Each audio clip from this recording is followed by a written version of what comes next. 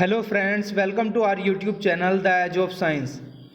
आज हम इस वीडियो में साइंस के 10 क्वेश्चन लेके आए हैं, जिनको एक्स्ट्रा फैक्ट के साथ आपको एक्सप्लेन किया जाएगा।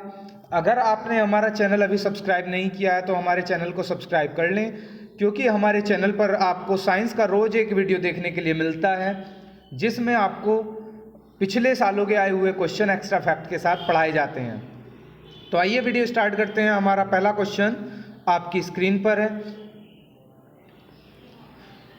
Where are Arakan and Pegu Yoma located? मतलब अराकान एवं पेगुयोमा कहाँ स्थित है, यानी कि अराकान की जो पहाड़ियाँ हैं, पर्वत श्रृंखला है, वो कहाँ पर है।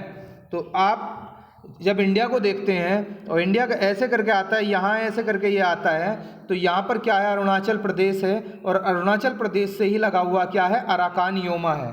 यहीं पर अरुणाचल प्रदेश से लगी हुई पर्वत श्रृंखला जो है उसका नाम अराकान योमा है, लेकिन ये इंडिया में नहीं है। इंडिया में नहीं है तो फिर कहाँ पर है, ये म्यांमार में है। इसका जो ऑप्शन जाएगा वो किसके साथ जाएगा, वो ऑप्शन ए के साथ जाएगा, म्यांमार। अराकान योमा कहाँ पर है, म्यांमार में है। Question number 2,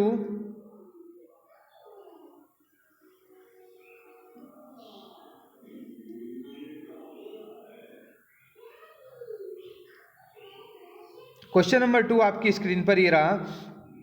which instrument is used to atmospheric pressure?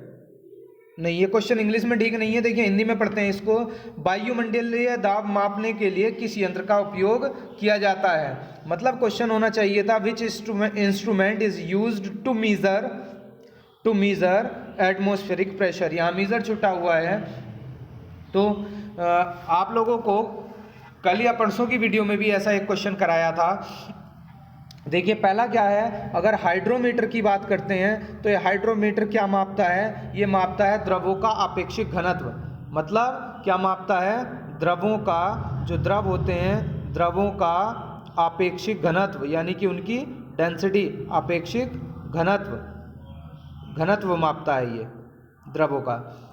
अगर हम बात करते हैं किसकी, मैनोमीटर की, तो मैनोमीटर क्या मापता है, मैनोमीटर मापता है द्रव का दाब, मतलब प्रेशर ऑफ लिक्विड। ये क्या नापता है, प्रेशर ऑफ लिक्विड। अगर हम बात करते हैं हाइग्रोमीटर की, तो हाइग्रोमीटर नापता है, क्या चीज़ मापता है, वायु की आर्द्रता, यानी कि ह्यूमिडिटी ऑफ एयर। कौन मापता है, ये मापता है आपका हाइग्रोमीटर। लेकिन पूछा जा रहा है वायुमंडलीय दाब कौन मापता है। वायुमंडलीय दाब की अगर बात करते हैं तो वायुमंडलीय दाब जो मापता है वो मापता है आपका बैरोमीटर। ये जाएगा बैरोमीटर के साथ। नेक्स्ट क्वेश्चन आपकी स्क्रीन पर, क्वेश्चन नंबर 3। क्वेश्चन नंबर 3 में कह रहा है विच ऑफ द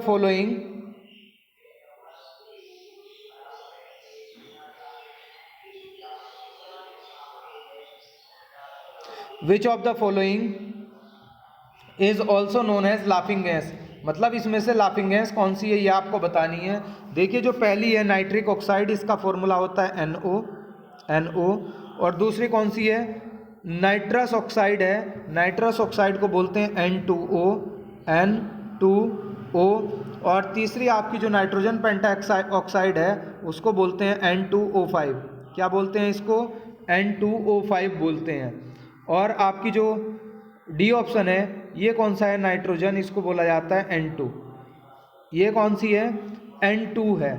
अब इसमें से पूछा जा रहा है कि आपकी कौन सी गैस ऐसी है जो लाफिंग गैस है।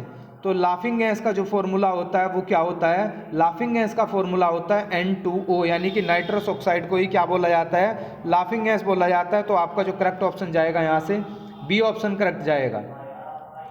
Next question, question number 4। Question number 4 में कह रहा है where is temperature controlling centre? मतलब thermostat located in human body, यानी कि मनुष्य के शरीर में ताप नियंत्रक केंद्र थर्मोस्टेट कहाँ स्थित है? तो देखिए थर्मोस्टेट की बात करते हैं हमारे शरीर में, तो थर्मोस्टेट कहाँ पर होता है। पहला दिया जा रहा है आपको पिट्यूटरी ग्लैंड, यानी कि पीयूष ग्रंथि।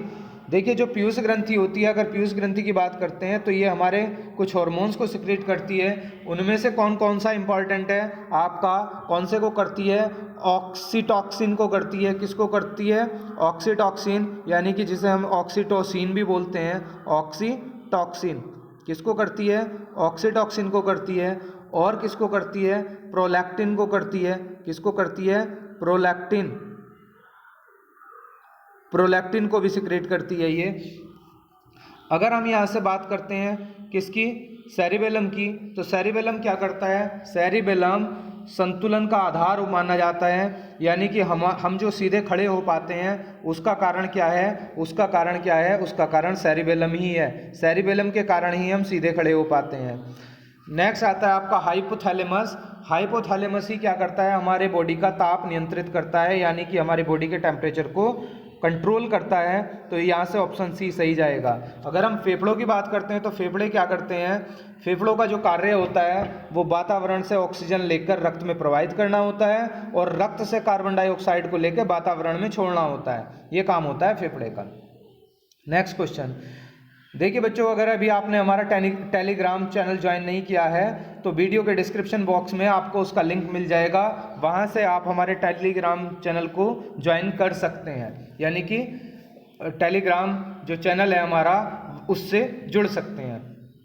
Next question, urine is produced in human, यानी कि आपसे पूछा जा रहा है कि जो यूरिन है वो बॉडी के कौन से ऑर्गन में बनता है।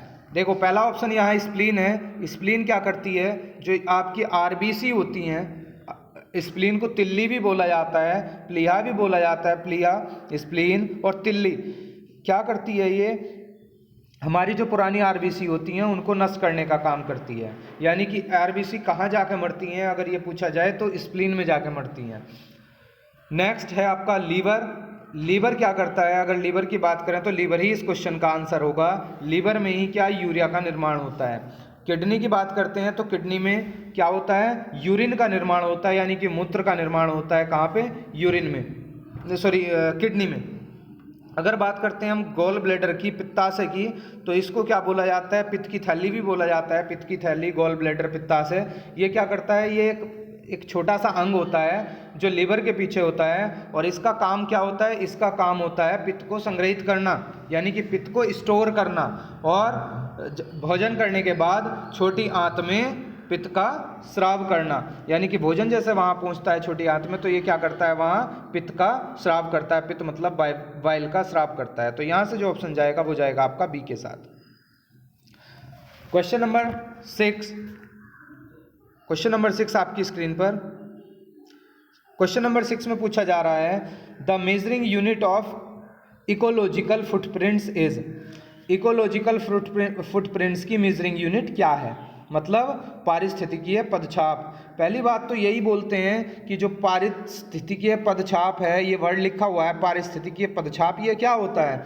देखिए एक मनुष्य के जीवन में पूर्ण रूप से धारणीय, यानी कि धारण करने के लिए आवश्यक न्यूनतम भूमि जो होती है उसको क्या बोलते हैं, पारिस्थितिकीय पदछाप बोलते हैं। फिर से बताते हैं, जो एक मनुष्य होता है उसके पूर्ण जीवन काल में जो धारण करने वाली आवश्यक न्यूनतम भूमि होती है उसको क्या बोलते हैं, पारिस्थितिकीय पदछाप बोलते हैं। और इसका जो मात्रक होता है, इसका मात्रक क्या होता है, इसका मात्रक होता है आपका ग्लोबल हेक्टेयर। यानी कि ऑप्शन जाएगा किसके साथ, ए के साथ जाएगा।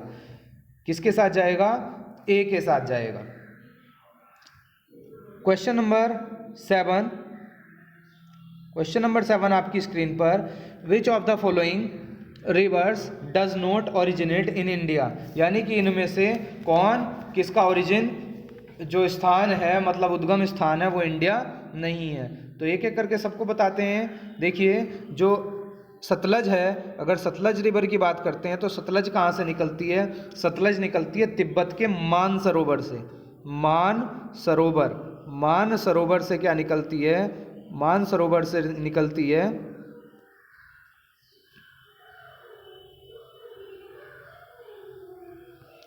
तिब्बत के मान सरोवर से कौन सी निकलती है, सतलज निकलती है। कहाँ से, मान सरोवर,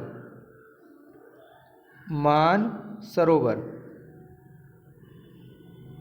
तिब्बत के मानसरोवर झील के पास, मानसरोवर से नहीं निकलती, मानसरोवर झील के पास क्या है, राकस ताल, राकस ताल वहाँ से निकलती है, राकस ताल, राकस ताल से निकलती है। कहाँ, तिब्बत का जो मानसरोवर झील है उसके पास में एक जगह है राकस ताल, वहाँ से ये निकलती है। अगर रावी नदी की बात करते हैं तो रावी नदी निकलती है हिमाचल के कांगड़ा जिले, हिमाचल में एक कांगड़ा जिला है उसके पास रोहतांग दर्रा है, उसके पास से निकलती है। कहाँ से निकलती है, हिमाचल के कांगड़ा जिले में रोहतांग दर्रे के पास से निकलती है रावी नदी। अगर चेनाब की बात करते हैं तो चेनाब भी हिमाचल के लाहौल और स्पीति जिले में चंद्रा और भागा नदियों के संगम से बनती है। निकलती कहाँ से है, हिमाचल से ही निकलती है ये भी। और ज़िले कौन कौन से हैं, लाहौल और स्पीति जिला है उसमें चंद्रा और भागा नदियों के संगम से ये बनती है। अगर ब्यास नदी की बात करते हैं तो ये भी हिमाचल से निकलती है। ये कहाँ से निकलती है, जो रोहतांग दर्रा है, रोहतांग दर्रे के पास ही ब्यास कुंड है, वहाँ से निकलती है। यानी कि ब्यास नदी ब्यास कुंड से निकलती है हिमाचल से, चेनाब हिमाचल से निकलती है, रावी हिमाचल से निकलती है। और आप लोगों को पता है कि हिमाचल कहाँ का स्टेट है, इंडियन स्टेट है, तो इसका जो आंसर जाएगा वो सतलज नदी जाएगा, सतलज, क्योंकि सतलज कहाँ से निकलती है, आपको बताया था अभी, तिब्बत से निकलती है। Question number